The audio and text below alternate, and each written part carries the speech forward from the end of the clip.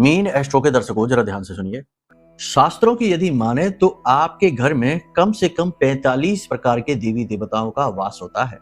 और लोग कहते हैं कि हमारे घर में बहुत निगेटिविटी है, और 45 देवी देवता कहाँ चले गए जो इतनी सारी निगेटिविटी घर में भर गई?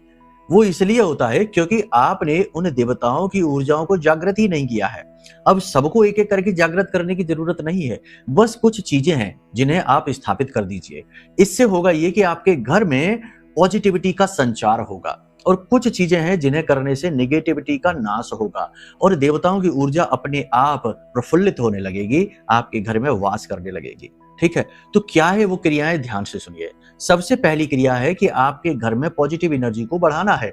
इसके लिए आपको अपने घर में प्रतिदिन प्रतिदिन नहीं तो कम से कम 2 या 3 दिन सप्ताह में धूनी जरूर देनी चाहिए। क्या है धूनी देना?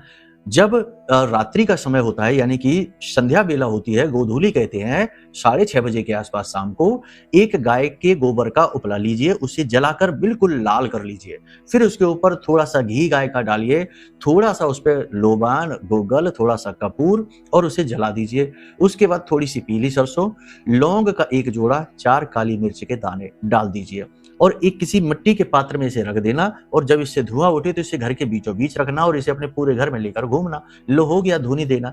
इस तरह धुनी देने से देवताओं की शक्ति तो बढ़ती है, लेकिन नेगेटिव एनर्जी कमजोर होती है और भागती है। ठीक है, इसी प्रकार आप अपने घर में धन लक्ष्मी को आकर्षित करने के लिए 4 चीजें स्थापित कर सकते हैं। जैसे कि आप अपने घर के ईशान कोण में पीतल के किसी बर्तन में चावल भर के रख दीजिए, इससे गज केसरी योग बनेगा, धन का आगमन होगा। इसी प्रकार घर के वायव्य कोण में आप एक कटोरा लीजिए कांच का, उसमें सिक्के भर के और पूरा ऊपर तक जल भर के और रख दीजिए, धन का कटोरा कहते हैं, पैसे का आगमन होगा।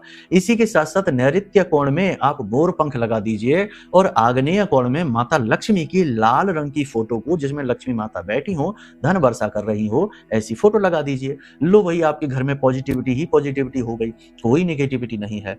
और भी बहुत सारी चीजें हैं, लेकिन एक बात और है, कुंडली भी दिखा लो। कुंडली में कई बार ऐसे पापग्रह योग होते हैं जो आपके जीवन से दुखों को जाने ही नहीं देते हैं, तो उनसे मुक्ति के लिए कुंडली दिखाना अत्यंत अनिवार्य है। ठीक है, वीडियो में नंबर है, फोन कर लेना। जय माई की।